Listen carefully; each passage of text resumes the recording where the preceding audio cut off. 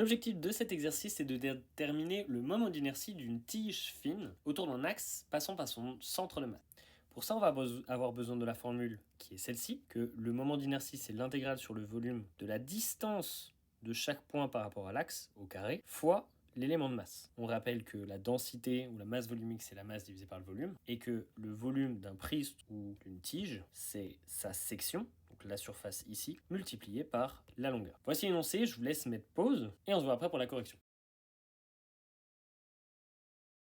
Alors, comment est-ce qu'on calcule le module d'inertie d'une tige comme celle-ci, avec un axe qui passe par son centre de masse?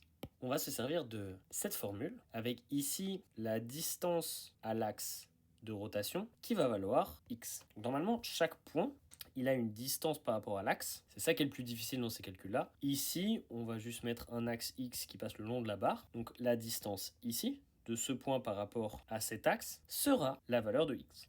Donc ça nous donne cette équation pour calculer le moment d'inertie. Maintenant, on vient exprimer le dm en fonction du volume. dm, c'est quoi? C'est l'élément de masse, donc c'est la masse d'un tout petit bout de la tige, qui vaut donc la densité, fois l'élément de volume. Maintenant, l'élément de volume, qu'est-ce qu'il vaut? Donc imaginons que si on coupe un tout petit bout ici, il va valoir la surface de la tige fois sa longueur. Et on va prendre la plus petite longueur possible, donc dx. On a donc l'élément de volume qui vaut surface fois dx. Maintenant, pour les bornes, on va partir de moins L sur 2 pour aller à L sur 2. Parce que la longueur totale de la barre, c'est L. La primitive de x carré, ça devient x cube sur 3. Et on trouve donc cette expression pour le module d'inertie.